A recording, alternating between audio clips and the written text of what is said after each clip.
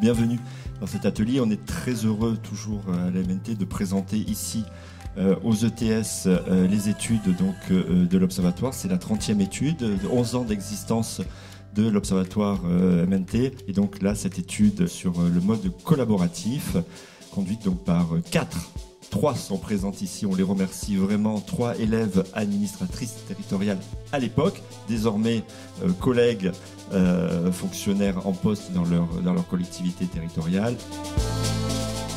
Le collaboratif, effectivement, on en parle depuis longtemps, mais je pense qu'on est dans une phase particulière, parce qu'on a eu l'époque des pionniers, peut-être il y a 15-20 ans, on a eu l'époque des militants, il y a 10-15 ans, et maintenant on est à une époque où finalement le collaboratif, tout le monde en fait un peu, ou beaucoup. Et finalement, quand on regarde ce qui se passe, il y a beaucoup d'endroits où on s'est découragé. Il y a beaucoup d'endroits où entre l'espérance qu'avait donné le mode collaboratif et les effets, on est en deçà des espérances et il y a parfois une frustration de ceux qui y sont. Et si on a proposé cette étude-là, c'est justement pour dire comment est-ce qu'on fait pour aller plus loin.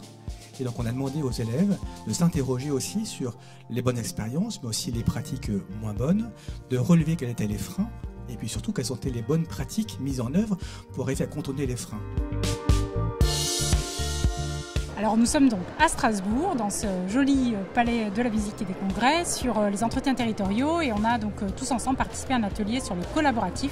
C'est un atelier qui a répondu à mes attentes, puisque l'idée c'était d'en sortir à la fois avec des outils, mais aussi avec des échanges de professionnels qui sont convaincus que le collaboratif apporte quelque chose au collectif. À la fois il y avait du fond, on a parlé de sujets de transformation de collaboratif, et à la fois en expérimentant des méthodes. 2 méthodes, le chapeau de Bono et puis le débat mouvant. Et donc c'était génial parce qu'en fait en l'espace d'1 heure et demie, on a absolument tout couvert sur le collaboratif, les méthodes et le fond. Moi c'est ce qui m'a vraiment plu, c'était très, très global. Ce qui m'a plu, c'est de pouvoir tester des méthodes sur des sujets concrets et des expériences des autres collectivités. Et donc plutôt que d'avoir une restitution d'une étude en étant passif, finalement on a été mis directement pour tester les outils vantés et promu dans cette étude. Ce que j'ai apprécié, c'est la discussion très ouverte entre collègues finalement, qui ne travaillent pas dans les mêmes collectivités, mais on partage les mêmes problématiques de travail. Cette étude qui a été menée pour le compte de la MNT me semble très qualitative, je ne l'ai pas lue, mais je trouve qu'on repart aussi avec un écrit qui est très riche et très inspirant.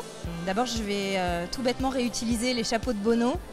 Je connaissais cette technique et on est en pleine négociation sur le télétravail avec nos organisations syndicales. Et je pense que pour mon prochain atelier du 18 décembre, ça va être au top.